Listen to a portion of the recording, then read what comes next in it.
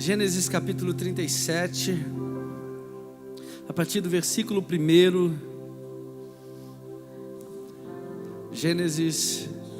A partir do versículo 3. Gênesis é o primeiro livro da Bíblia, é muito fácil de você achar. Capítulo 37, versículo de número 3, diz assim: Israel amava mais a José do que a todos os outros filhos, porque ele era filho da sua velhice, e mandou fazer-lhe uma túnica adornada.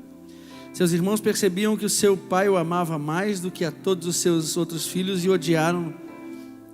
Tornaram-se tão invejosos que não conseguiram mais lhes falar de maneira amigável. Ora, José teve um sonho e o contou aos seus irmãos, que passavam a nutrir ainda mais raiva dele. José lhes havia dito: ouvi o sonho que eu tive. Pareceu-me que estávamos atando feixes no campo, e eis que meu feixe se levantou e ficou em pé. E vossos feixes o rodearam e se prostraram diante do meu feixe. Seus irmãos lhe indagaram: queres acaso governar-nos como rei, ou dominar-nos como senhor? E eles o odiaram ainda mais por causa de seus sonhos e de suas intenções. Depois José teve ainda um outro sonho e o contou deste modo aos seus irmãos: tive ainda outro sonho. Desta vez o sol, a lua, 11 estrelas se curvavam diante de mim. Assim que narrou o sonho ao seu pai e aos seus irmãos, o pai repreendeu com estas palavras: que sonho foi esse que você teve? Iríamos todos, então, eu, tua mãe e teus irmãos, cada um deles prostrar-nos rosto em terra diante de sua presença? No mesmo instante, seus irmãos arderam em ciúmes dele. Seu pai, contudo, passou a refletir sobre o que ouvira em seu coração. Vá um pouquinho para frente, capítulo 45 do mesmo livro. O capítulo 45 de Gênesis.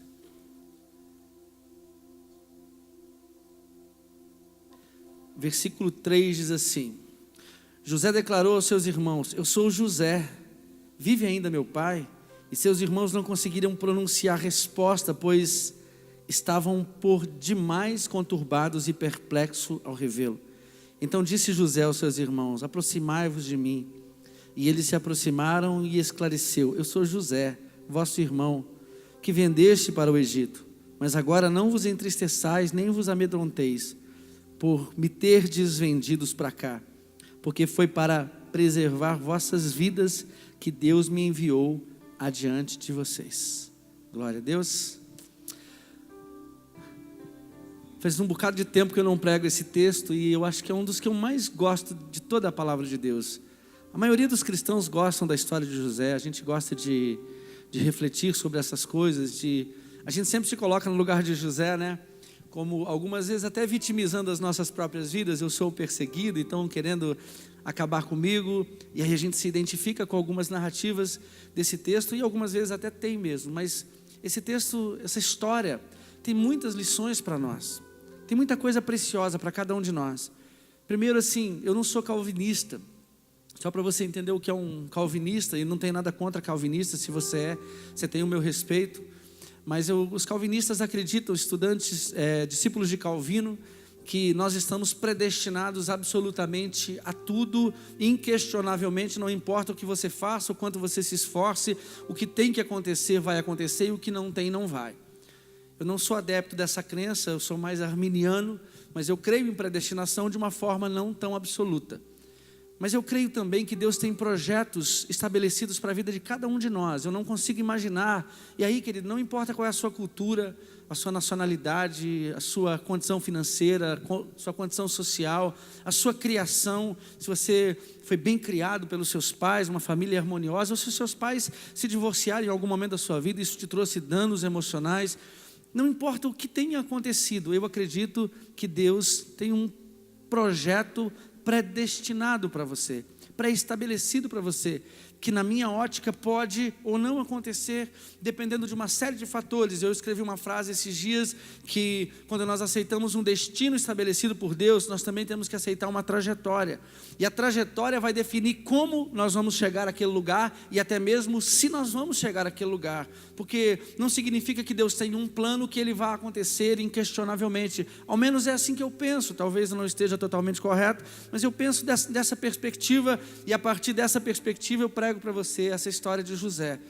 José tinha 17 anos, ainda menino, mas com algumas responsabilidades, criado dentro de uma família em que ele era o preferido. Uma família com um pai que tinha 4 mulheres.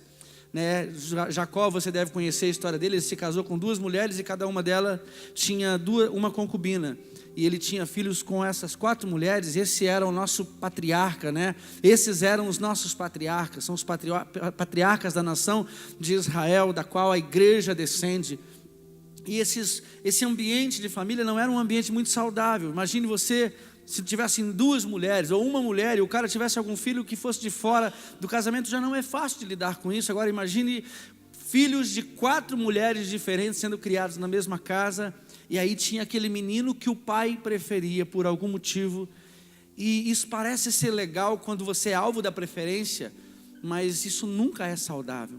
A preferência dos pais para algum dos filhos, eu acredito que os pais não têm condição de tratar os filhos da mesma maneira, porque os filhos são diferentes, as histórias são diferentes, as verdades são diferentes, o caráter é diferente, mas o amor tributado aos filhos tem que ser o mesmo. Eu não consigo imaginar. Eu lembro que a Nilza tinha medo de ter um outro filho. Quando nós pensávamos em ter outro filho, ela falava: eu tenho medo de não amar esse filho da mesma forma que eu amo Natan. E isso trazia uma certa preocupação com ela, mas eu acreditava, e nem quer dizer que eu estou certo, que quando o filho vem, ele já vem com uma carga de amor tão grande que não tem como você não amá-lo e tributar a ele esse mesmo amor. Mas não dá para tratar igual, porque são idades diferentes, pessoas diferentes, temperamentos diferentes, e nós não vamos tratar da mesma forma, mas não dá para tributar um amor diferente a um filho. E esse ambiente vai gerando competitividade, ciúmes e inveja. Ciúme, a diferença de ciúme e inveja: o ciúme, eu tenho ciúme do pastor Pacheco, eu gosto demais dele, eu vou na casa dele tomar café, eu tenho amizade com ele, e eu tenho ciúme saudável, ele tem muitos amigos por aí, mas esse ciúme saudável da amizade é legal, não é inveja, O ciúme é quando eu não quero perder aquilo que eu tenho. A inveja é quando eu quero ter aquilo que uma outra pessoa tem, ou ser aquilo que uma outra pessoa é. Existe um tom saudável de ciúme que os filhos às vezes vão ter do pai, vão ter dos pais. Isso não é anormal, mas esse ambiente excessivo carregado de ciúme e inveja, ele vai gerando muita competitividade. O problema é que naquele ambiente de competitividade, eles perderam e José ganhou, porque o pai declaradamente amava mais a José do que os outros irmãos. E havia uma roupa especial, uma túnica colorida com várias cores, chamava-se vestes festivas, que era dado por alguma questão de honra a um filho, era muito cara, custava muito dinheiro, e ele deu a José, e os outros irmãos viam José numa posição elevada no coração do pai, no trabalho da casa e na preferência dos presentes. Então você consegue dimensionar como esses 10 irmãos ficavam, como que o coração deles ficava, e eles tinham raiva, inveja e ciúme de José. Para piorar as coisas, eu não digo que foi para piorar que Deus fez isso, porque, como eu disse, eu acredito que Deus projetou algo para a tua vida. Deus havia projetado algo para a vida de José, mas também havia projetado algo para a vida daqueles irmãos. E aí José teve um sonho, e ele chama os irmãos para contar. Você não pode esperar a sabedoria de um garoto de 17 anos, irmão. Não espere. Não espere que quando a gente ganha jovens para a igreja, quando os jovens vão chegando na igreja cheios de entusiasmo, cheios de amor, cheios de energia, que eles vão ter sabedoria para lidar. Eles podem até ter mais conhecimento do que nós, mas eles não têm sabedoria para lidar com questões. E José, por mais que ele fosse muito responsável, que ele soubesse trabalhar, ele cuidava dos irmãos, mas ele não tinha sabedoria, tinha 17 anos, e ele vai e conta: olha, vem cá, deixa eu contar um sonho para vocês. O cara que sabia que os irmãos já não gostavam dele, porque a gente sabe quando alguém ama a gente e quando alguém não ama, ele sabia que eles não amavam, e aí ele vai: olha, vem cá, eu tenho que contar um sonho para vocês, ou seja, eu vou fazer vocês me odiarem ainda mais. Ele gostava daquilo, é natural, um jovem de 17 anos, ele conta o sonho: olha, nós estávamos atando feixes no campo, e os seus se inclinavam perante os meus. Aí os caras mordiam a boca e falavam: com vontade de matar esse miserável, e tinham mais raiva dele. Um dia ele chamou toda a família, sentaram na mesa do café da manhã: olha, eu tive um sonho melhor que aquele ainda.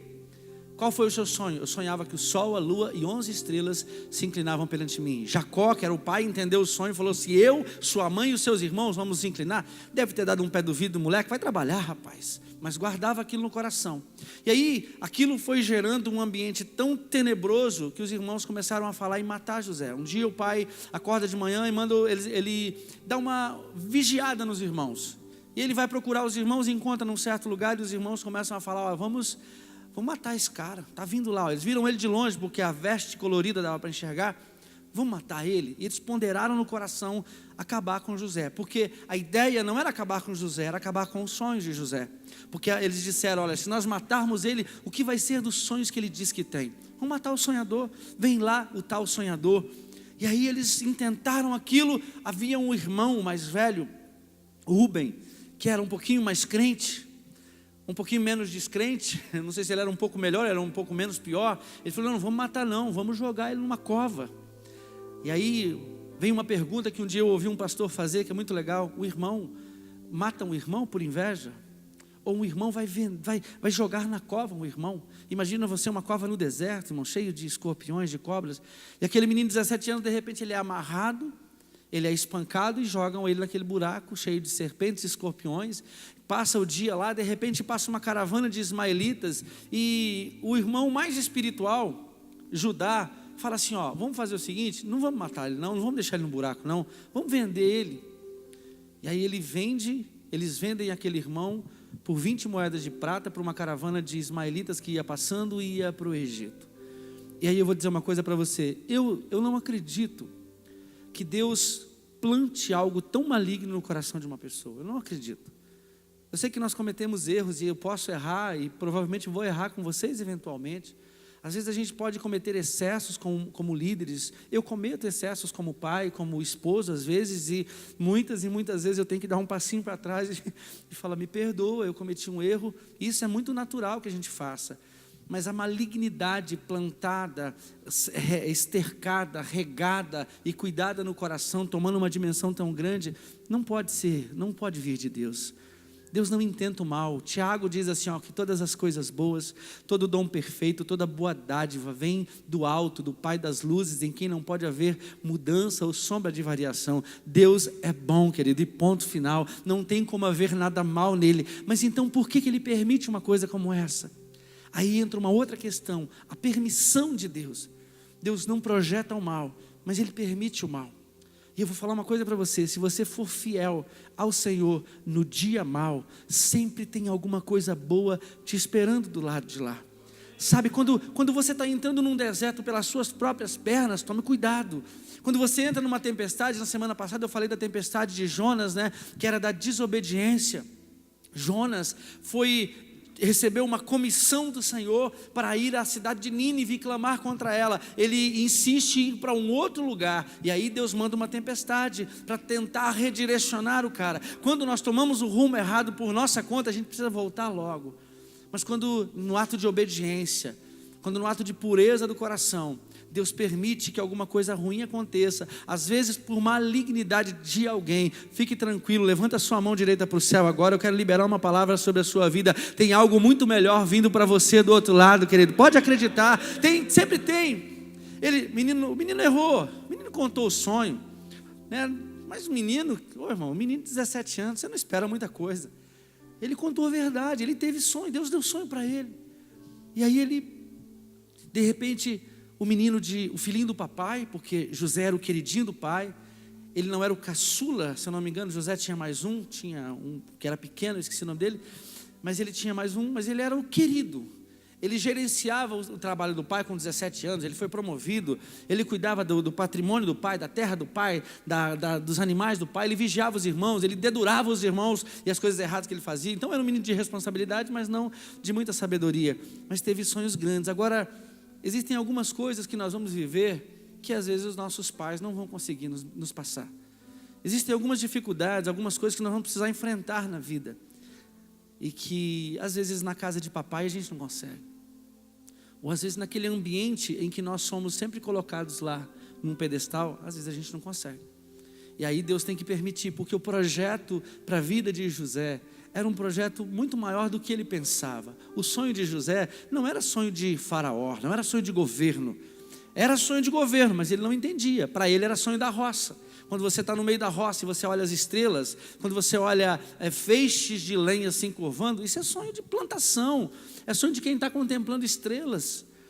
Mas o sonho que Deus tinha para ele era sonho de governo. Mas ele não estava preparado para aquilo, ainda que ele já exercesse aquele governo na casa do seu pai. Então ele é vendido para uma terra estranha, para um povo estranho que não conhecia o Deus que ele servia. E quando ele chega naquele lugar, ele é comprado por Potifar, que era ministro em chefe das forças armadas do Egito. E ele se torna de filho preferido de uma casa, honrado a um escravo de terceira categoria, que é levado a princípio para servir com papel de escravo, que não tinha vontade, que não tinha mais opção, que não podia mais escolher, que tinha que fazer aquilo que o seu proprietário, porque é isso que ele era naquele momento, uma propriedade de alguém. E aí ele começa, imagine você que cenário é esse. Não pode, parece que não pode existir um lugar pior para se estar do que no lugar de escravidão. Eu já estive, não numa escravidão literal, mas numa escravidão espiritual. E às vezes Deus permite que a gente esteja submisso ainda, né? Eu converso muito com o pastor Pacheco, ele já foi pastor de outro ministério, eu também já fui. Às vezes a gente olha para trás assim e você fala, cara, como que eu me submeti a isso? É porque Deus faz isso. Deus às vezes para nos treinar, nos leva para lugares que a gente não quer ir. Faz a gente estar, eu estava conversando isso com a Patrícia, a esposa do Fabrício essa semana, quando Deus nos chama para um cargo às vezes de governo, às vezes nós vamos estar em lugares que nós não queríamos estar, que se dependesse da nossa vontade nós não estaríamos, e acontece alguma coisa dentro de nós, é como se Deus ligasse um mecanismo, desligasse um mecanismo chamado livre-arbítrio e falasse assim, você vai ficar aqui debaixo da minha vontade. Aí eu estou sendo um pouquinho calvinista, mas é assim que eu penso em casos específicos. E você fala, mas como que eu não saí daqui? Ele se tornou escravo literalmente, ele não podia sair. E aí ele precisa, a gente pode passar num momento difícil reclamando, irmãos. Eu tive um sócio uma vez que tudo ele era tão pessimista. Eu lembro que a gente trabalhava no ramo de lixação de taco, e aí quando a gente ia dar um orçamento, eu saía daquele orçamento animado, falava, cara, esse serviço vai dar um bom dinheiro para a gente. Ele falava, ih rapaz, a gente não pega não. Eu falei, não cara, vamos pegar. Não, isso aí, pode esquecer isso aí, ó. O jeito que o cara olhou, o jeito que o cara falou, sai daqui, urucubaca, em nome de Jesus. Que cara pessimista. Mas é verdade, eu ia mexer com energia para ligar a máquina. Ele, pelo amor de Deus, rapaz, você vai morrer. Não, eu não vou morrer não, eu tenho promessa de Deus na minha vida, não posso morrer ainda. Não faz isso. Era muito pessimista. A gente pode, num momento de adversidade, ficar sendo pessimista sempre. Não vai dar em nada. Você como ficar sentado num canto, reclamando da vida, desejando a morte, ou que nem Elias, quando enfrentou tanta coisa grande, de repente vai debaixo de um zimbro e fala, Deus, tira a minha vida, porque eu não sou melhor do que os meus pais, me leva daqui. Não dá. Eu não vou morrer.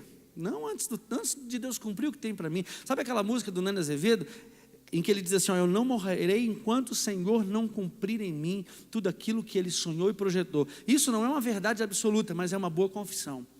E eu digo isso sobre a minha vida, eu não vou morrer enquanto o Senhor não cumprir em mim todos os projetos que Ele sonhou para mim. Declare isso sobre a sua vida, declare isso sobre a sua casa, você tem autoridade. Não vou. Declare isso sobre os seus filhos. Quando o seu filho começa a passar por um problema, não, né pastor? Não vai morrer enquanto Deus não cumprir aquilo que Ele tem prometido para a vida dos meus filhos. Querido, nós temos esse poder, nós temos essa autoridade, no mínimo sobre nós, sobre a nossa casa. Ou então a gente fica frustrado, encostado num canto, esperando as coisas acontecerem, cantando a música, né? Vou levando a vida e a vida me levando, ou vou deixar a vida me levar. Não. Deus te chamou para governar. Mas em que posição você está? Talvez você não esteja numa posição muito elevada, mas Deus te chamou para governar. José entendeu isso. Sabe o que ele começou a fazer? Ele começou a ser zeloso. Era um trabalho pequeno, era um trabalho inferior, mas ele começou a fazer com excelência. Tudo que você fizer com excelência, ou seja, segundo toda a destreza do seu coração. Mesmo que você não saiba fazer, mas quando você faz com toda a sua destreza, as pessoas reconhecem, Deus faz as pessoas reconhecerem, e você vai sendo promovido. Ele foi sendo promovido. Ele falou, uma hora o Potifar olhou e falou, esse menino é bom, rapaz, esse menino tem alguma coisa diferente. eu vou promover ele. Pegou a chave da despensa, colocou na mão de José, falou: a partir de hoje você cuida. Isso deve ter demorado 1 ano, não acontece da noite para o dia. Falou: a partir de hoje você cuida de todo o meu celeiro, você dá comida para a minha casa, só, não toca na minha mulher. Tudo está nas tuas mãos, menos a minha esposa. Mas ele não era casado com uma mulher muito crente. A mulher de Potifar não era uma mulher muito de Deus. E José era um menino bonito. Era um rapaz, né? Imagina assim, de 1,76 m de altura. Você tem mais, né? De olhos verdes. Cabelo castanho. Era um menino bonito. E a mulher olhou ele e falou assim: eu quero. E quando ela falou eu quero, ela era a mulher do chefe. E ela faz uma proposta para José. Irmãos, você não tem ideia do que está inserido numa proposta como essa. Não é apenas uma proposta de um ato, de um pecado. Era uma proposta de segurança. Por quê? Potifar era um general, não parava em casa. A mulher deveria ser uma mulher bonita. E José poderia se estabilizar naquela casa, vivendo um caso extraconjugal que ninguém saberia. Ao menos as pessoas pensam isso, né? E você acha que ele não foi tentado? Você acha que ele não teve vontade? Um escravo, de repente vai dormir numa boa cama. De repente vai ter uma noite de prazer com uma mulher bonita. De repente vai perder todo o projeto que Deus deu para ele. Eu tenho tanto medo disso, irmãos. A gente vê isso acontecer, né, pastor? A gente vê isso no ministério tantas vezes. Tantos pastores que venderam a sua vida, irmãos. Que venderam o seu ministério. Houve pastores nessa cidade para quem Deus entregou coisas tão grandiosas e não suportaram. Eu não quero, eu sempre digo isso, eu posso perder tudo, mas não posso perder minha esposa. E os meus filhos depois. Mas eu não posso perder a minha matriz. Porque dá para ter mais uns 3 filhos, né? Te amo. Não posso, porque se eu perder, esses dias a gente conversa muito sobre isso, né? Até sobre morrer. Eu falei: amor, não estou pronto para você morrer, pelo amor de Deus, para com essas dores aí, recebe a cura logo em nome de Jesus, que eu não consigo me imaginar no ministério sem a Nilza. Eu estava falando isso com a Patrícia. A Nilza ocupa uma função tão estratégica nesse ministério, que você não tem ideia, para mim, mais importante do que a minha. Ela me dá suporte, segurança. As pessoas gostam mais dela do que de mim, e eu nem tenho ciúme dela, né? Ela é uma pessoa incrível. José tinha a oportunidade, irmão, de vender o que Deus tinha para ele. Ele podia vender, falar: quer saber? Imagina a revolta que ele deve ter passado. Porque se você falar para mim que nunca se revoltou com Deus, eu preciso sentar com você para conversar, para fazer você se revoltar um pouquinho. Porque eu não conheço ninguém que em algum momento da vida não colocou Deus assim: pelo amor do Senhor, né? Porque pelo amor de Deus para ele não dá. Você está de brincadeira comigo? Não tem, irmãos. Em algum momento a gente duvidou de alguma coisa. É verdade ou não é? Poxa Deus, talvez não tenhamos nos revoltado com palavras. José era filho, Deus deu sonhos de grandeza para ele. Ele vira escravo. Talvez ele tenha pensado, o diabo nesse momento tenha o tentado dessa forma: o que o seu Deus tem para você? Aí ele mostra aquele mulherão, fala assim: olha o que eu tenho para você. O diabo faz isso o tempo todo. Porque sabe o que Deus Pai ofereceu para Jesus? O deserto. O Espírito Santo levou Jesus para o deserto. Sabe o que o diabo ofereceu? Levou ele no pináculo do templo. Levou ele num alto monte e falou assim: eu te dou tudo isso aqui se você prostrado me adorar. Porque às vezes é isso.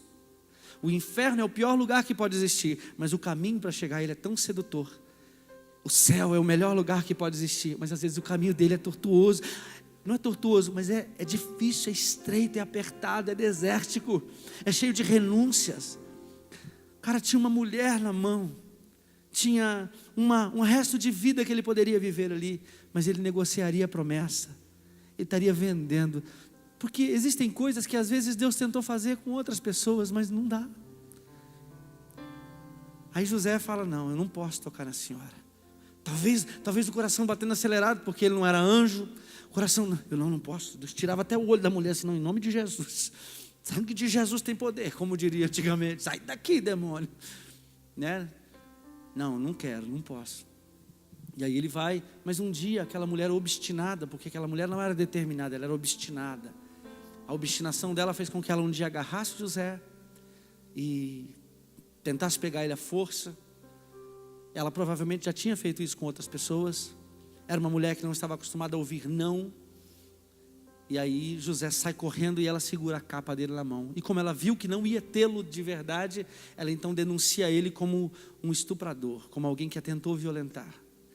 E aí, aquilo que está ruim, pode piorar. E piorou, irmãos. Porque filhinho de papai, jogado no buraco, vendido, comprado como escravo, agora ele se torna chefe de uma casa e de repente ele é caluniado e ele vai parar num presídio de segurança máxima. E não era por qualquer crime. Você sabe o que acontece com estupradores na prisão? Ele foi preso por tentativa de estupro. Potifar talvez até soubesse que José era inocente, mas às vezes tem algumas coisas que é melhor você não mexer. Aí José vai parar numa prisão de segurança máxima. E aí a Bíblia não me diz o que aconteceu, mas a gente faz algumas conjecturas, porque é tão difícil de você imaginar um cenário como esse, né? Chegar numa cadeia, o que esse cara está aqui? Tentativa de estupro. Vai ficar aqui quanto tempo? Vai ficar aqui até morrer, vai ser condenado à morte, porque um estuprador ia ser condenado à morte, ou à castração, ou sei lá o quê, ia apanhar bastante. E quando ele chega naquela prisão, ele se vê no pior cenário da terra. Talvez não existisse na terra um lugar pior do que uma prisão no Egito, uma prisão de segurança máxima. Mas aí ele olha para aquele cenário e ele deve ter pensado: e agora? Quem poderá me socorrer? E o Chapolin Colorado não apareceu. E aí ele tem que se ver dentro daquela situação, fala: meu Deus, e agora? O que eu faço? Fico encostado num canto chorando? Ele deve ter orado, ele deve ter passado um tempo em oração, falou: Senhor, como que o Senhor permite uma coisa como essa? A angústia, a aflição deve ter se transformado em palavras de queixas diante de Deus, porque me imaginando dentro desse cenário, eu me queixaria, eu falei: só pode ser brincadeira do Senhor, não fiz nada, eu estou sendo fiel ao Senhor. Ezequiel falou isso com Deus. Ezequiel um dia recebeu uma sentença de morte. Isaías chegou a ele e falou, Ezequias, falou assim: ó, rei, coloca a sua casa em ordem, porque você vai morrer e não vai viver. Aí Ezequias virou a cara para a parede e falou: Senhor, eu tenho te servido há tanto tempo, eu tenho sido fiel ao Senhor, eu restaurei a sua casa, e o Senhor vai permitir que eu morra?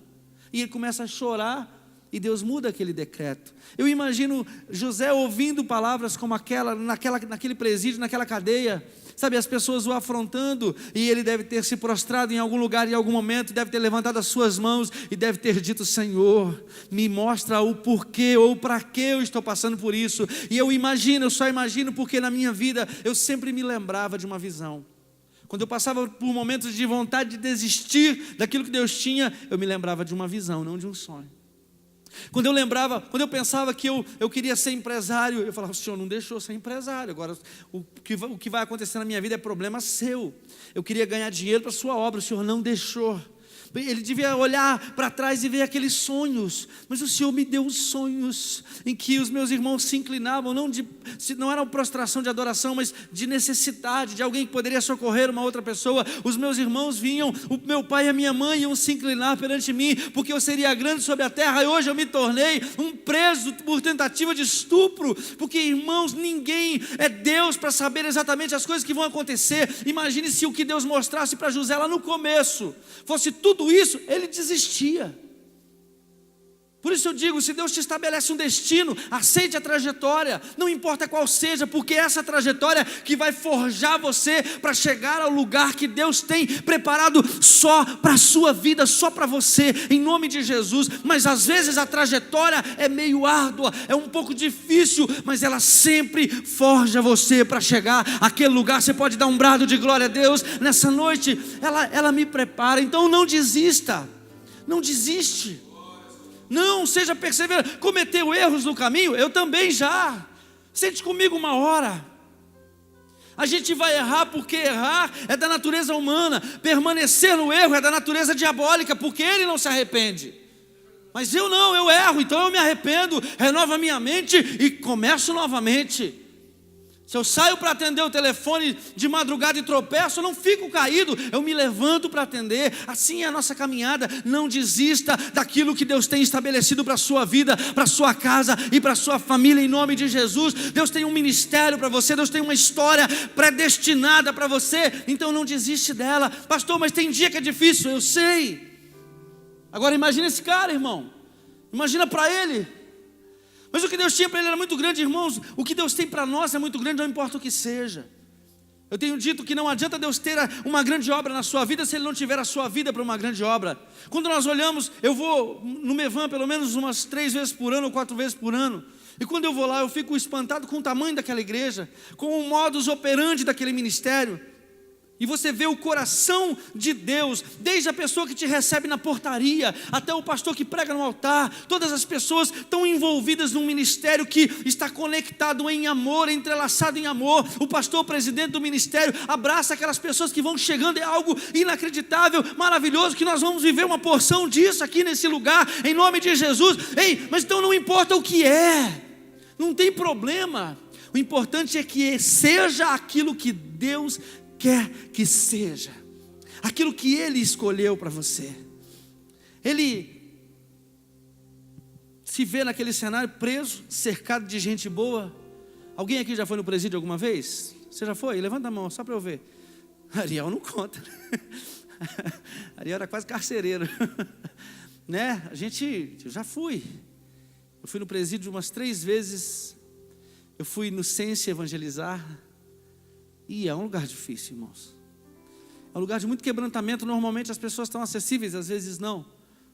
Mas é um lugar de pessoas que estupraram, que mataram, que degolaram, que agrediram, que roubaram. E José não tinha feito nada disso. Mas por que Deus permitiu que ele passasse por isso? Porque tem algumas coisas que se você não passar na pele, você não sabe o que é. Se você não for odiado, você não sabe. Se você não for caluniado, você não sabe. Eu posso te contar a minha história. Você vai ser empático a mim. Você vai ter empatia. Você vai falar, puxa pastor, estou até sofrendo por você. Mas você não passou por ela. Da mesma forma, se você me contar a minha, uma vez eu fui orar, fui consolar um pai que perdeu um filho. Uma mãe que tinha perdido um filho.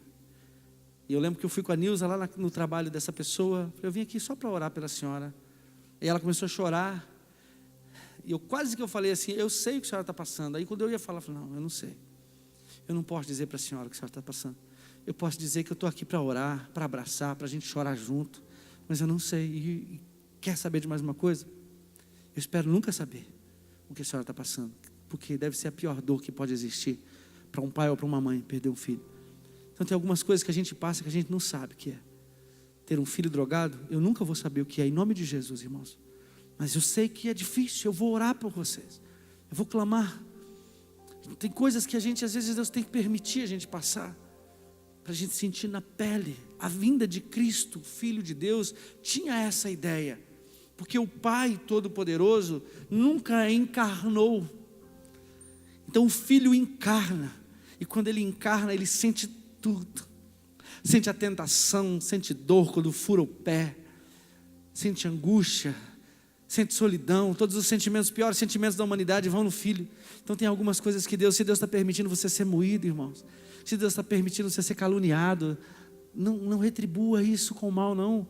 Deus tem algo preparado para você. Deus conhece a sua estrutura e sabe do que você é capaz de suportar e sabe do que você não é capaz de suportar. A Bíblia diz, não vos sobreveio tentação que não seja humana. Pelo contrário, Deus não permitirá que sejais tentados acima das vossas forças, mas com a tentação proverá o escape de forma que o possais suportar. Levanta a sua mão, você pode suportar qualquer coisa pela qual você está passando, em nome de Jesus. É isso que José teve que se deparar e deve ter pensado, não tem o que fazer de novo.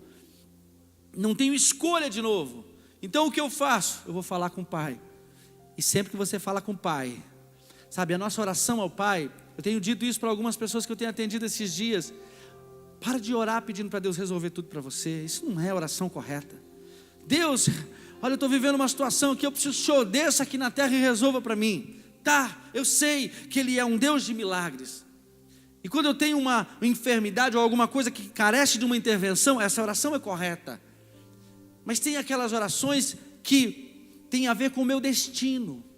tem a ver com algo que eu preciso fazer. Então não adianta pedir para Deus fazer, tem que perguntar para Ele o que fazer. Eu digo: Senhor, o que eu faço?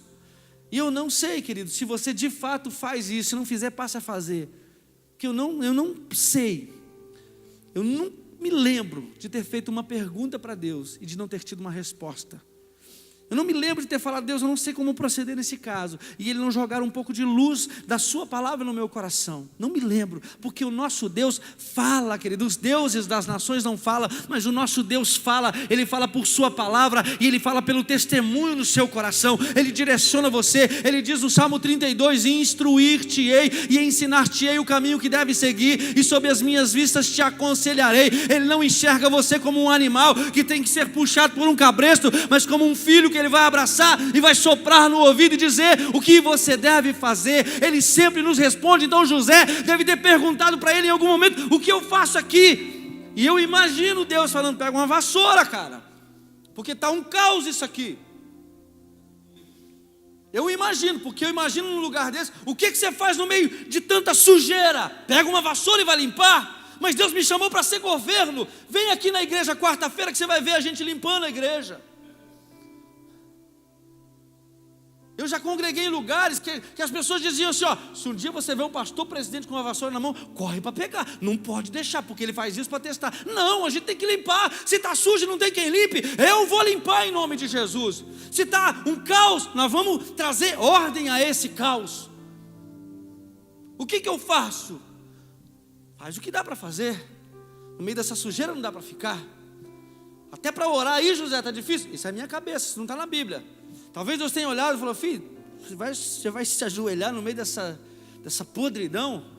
Pede uma vassoura por carcereiro. Aí eu imagino ele chegando no carcereiro e falou: você não me empresta um equipamento de limpeza, uma vassoura, um rodo, um pouco de água?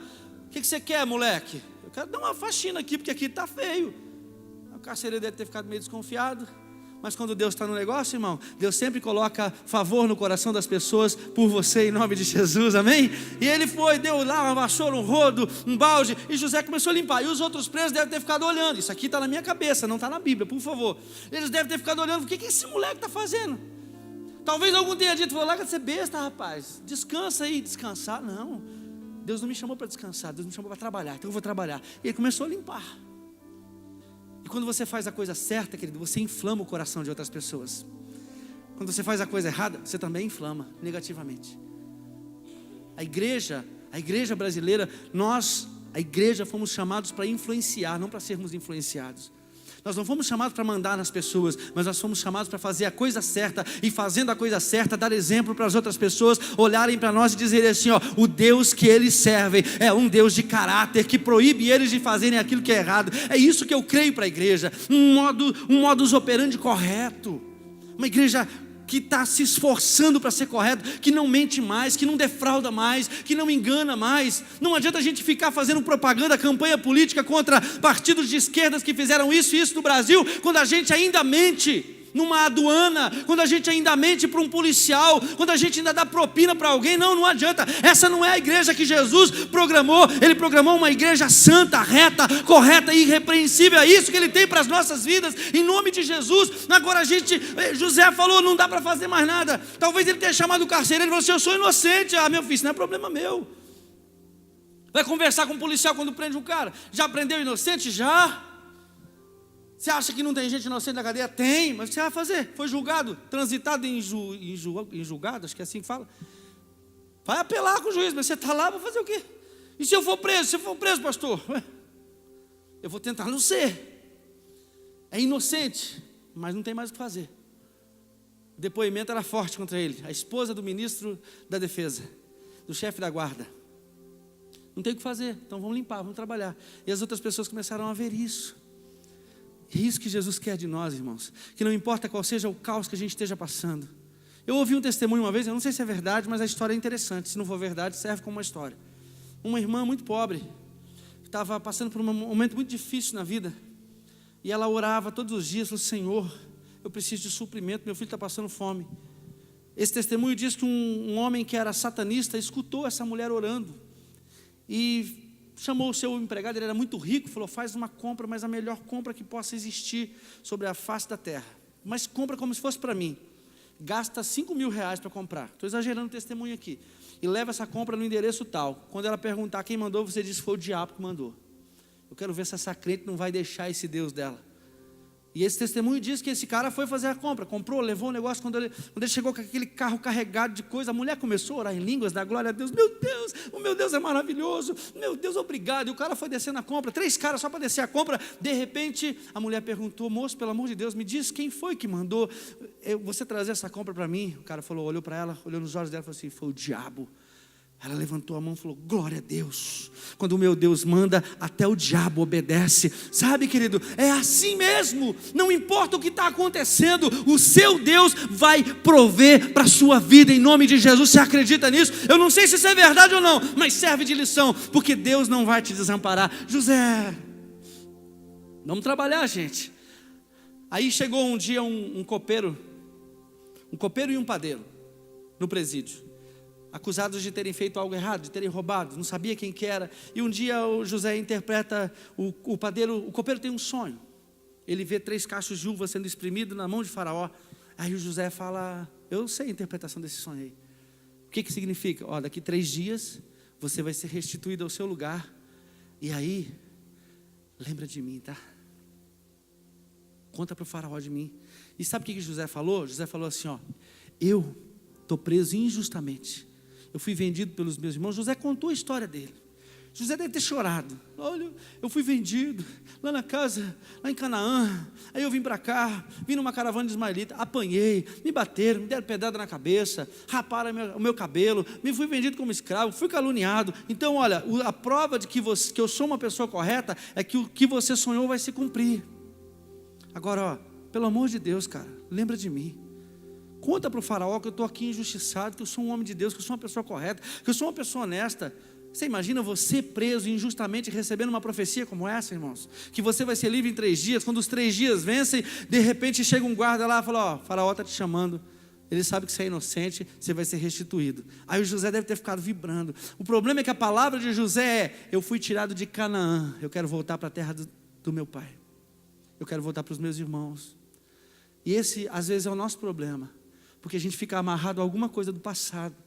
E essa coisa que amarrou a gente no passado, às vezes boa, às vezes ruim, ela impede a gente de prosseguir. Porque o que Deus tem para você, meu querido, guarde isso no seu coração, não está no teu passado, está no seu futuro. Talvez você tenha vivido coisas boas no passado, eu também vivi. Sabe, eu passei por 3 boas igrejas, irmãos, e como eu amava momentos de louvor e adoração, a presença de Deus se manifestando. Nós vivemos momentos, né, André, em que parece que Deus você conseguia tocar a presença dele assim. Se eu pudesse escolher, eu morria naquele dia. Eu queria que Jesus descesse ali naquele dia e falasse, agora eu vou levar a minha igreja, mas não posso escolher. Deus tem um futuro desenhado para nós, Deus tem alguma coisa nos esperando, querido. E a Bíblia diz, o apóstolo Paulo diz, eu esqueço-me das coisas que ficam para trás e eu avanço para as coisas que estão diante de mim. Eu prossigo para o alvo, para o prêmio da soberana vocação de Deus em Cristo Jesus. O que Deus tem para você não está lá atrás, está lá na frente. Agora o problema é que a gente tem que deixar para trás algumas coisas, esquecendo-me das coisas que ficam para trás. Tem que ficar para trás. José estava com o coração em Canaã, Deus queria ele no trono do Egito. Chamei para governar isso aqui, você quer voltar para a roça, rapaz? Nada contra a roça, eu te chamei para isso aqui. Sabe o que aconteceu? Porque Deus também nos pune, porque Ele nos ama tanto que Ele nos açoita. Ele ficou mais 2 anos de molho, talvez ali era o momento, não sei se era. Você está olhando para trás, para de olhar para trás, irmãos. Para de olhar para os relacionamentos que fracassaram, já vai fazer o quê? Para de olhar, você cometeu erros, peça perdão e não tem mais o que fazer. Tem que pedir perdão para alguém? Peça, mas acabou, não tem mais o que fazer. E agora? Começa a semear para o futuro. Eu falei uma frase, eu estou ficando fazedorzinho de frase. Quem vive olhando, né, se você não quer viver olhando para o passado com olhos de arrependimento, olhe para o futuro com olhos de semeador. Porque o que Deus tem para você não está no passado, está no futuro. Você viveu coisas boas? Eu também vivi. Eu tive 3 estágios extraordinários na minha vida. Quando eu tinha ponto de pregação na minha casa, novo convertido. Era maravilhoso, era ímpar, a glória de Deus se manifestava. Depois a gente foi rodar o trecho. Quando nós chegamos em Colorado, vivemos momentos extraordinários pastoreando dentro de uma igreja. Depois eu me tornei vice-presidente da Visão Missionária, Assembleia de Deus Visão Missionária. Eu vivi cultos ali, irmão, que parecia que a gente ia flutuar, ia voar. Tudo isso tem valor, é maravilhoso. Mas as coisas vão se desenhando de uma forma que Deus te tira daqueles lugares para te colocar em outros lugares. Não tem a ver com ser melhor ou ser pior, tem a ver com ser o projeto que Deus tem estabelecido para você. Então eu não posso ficar, mas eu queria que naquele dia tivesse acontecido. Não, o que Deus tem para a tua vida não está lá na frente, em nome de Jesus. Ele diz que as coisas estão diante de você, estão na sua frente. José, para de olhar para trás, olha para o sonho de vez em quando, mas o cumprimento do sonho não está atrás, está lá na frente, em nome de Jesus. Você pode dar um brado de glória a Deus. Eu tenho que olhar para o sonho, mas o cumprimento do sonho não está lá, está lá. E eu vou chegar lá em nome de Jesus. Quem vai chegar nesse sonho, irmão? Quem vai chegar nesse lugar? Dá um brado de glória a Deus aí. Vou chegar.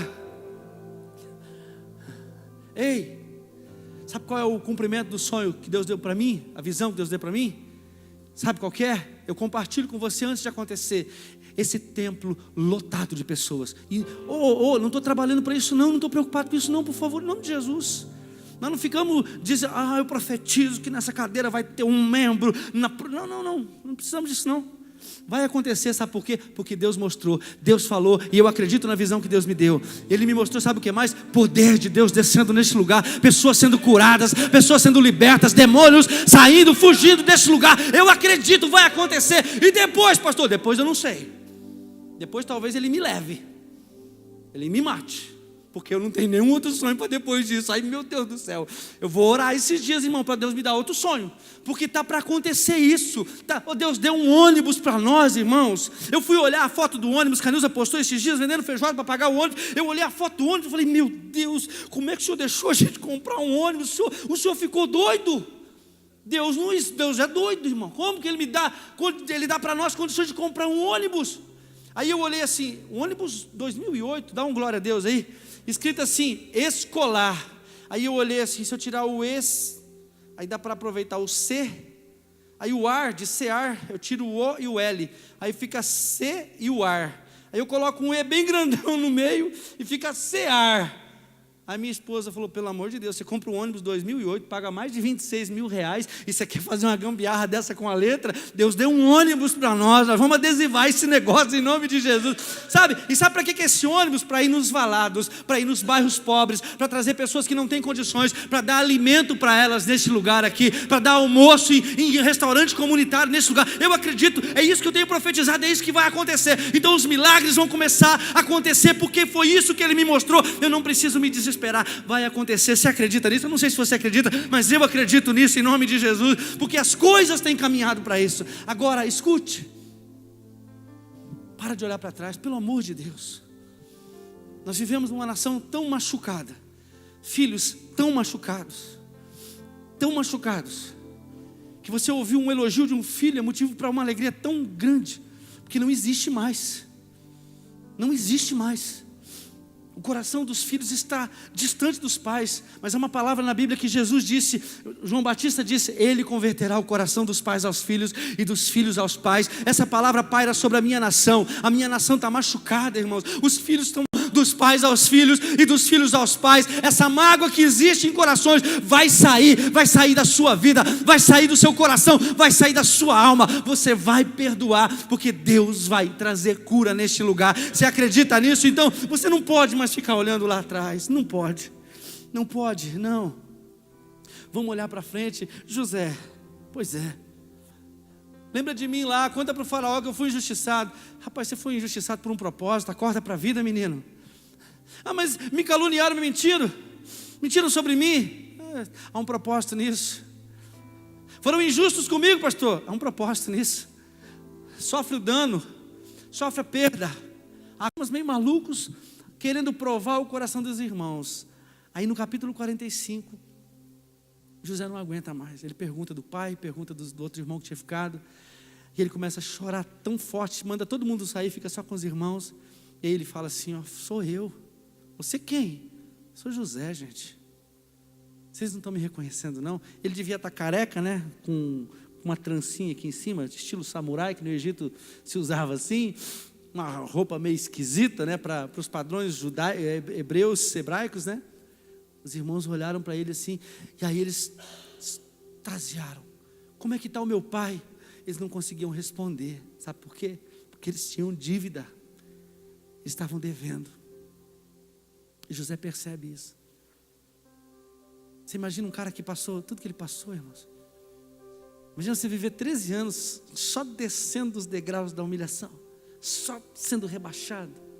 E de repente você tem a oportunidade de se vingar das pessoas que te jogaram para isso tudo. Mas de repente você olha também e você vê que tudo aquilo de ruim que fizeram foi bom para você. Não foi ruim. Enxergar isso depois é fácil, mas enxergar agora talvez não seja. É verdade. Como é que você enxerga algo positivo num abuso, pastor? Eu sei que é difícil, mas quando Deus sara. Eu vivi tanta coisa ruim na minha vida, esses dias conversando com um rapaz, aconselhando um rapaz, eu me lembrei de algo que eu tinha vivido. Falei, cara, eu preciso te contar um testemunho. E aí quando eu contei para ele assim, e eu falei assim, eu sarei, cara, e Jesus me curou. Aí ele começou a chorar. Falei, então ele vai me curar também, pastor? Então até aquilo que foi tão ruim serve, ainda que seja como esterco, mas o esterco também serve para fazer uma planta ser fortalecida. Então aquilo que você está passando, as humilhações que você sofreu, as afrontas que você sofreu, as negligências que você sofreu, que talvez pareçam não ter proveito, tem proveito. Deus vai usar isso sobre a vida de uma outra pessoa. Você vai ser um instrumento de justiça nessa cidade. Passou por uma situação difícil e venceu, você se torna habilitado por Deus para ser um instrumento de justiça nas mãos do Senhor. Se coloca de pé, eu quero orar com você.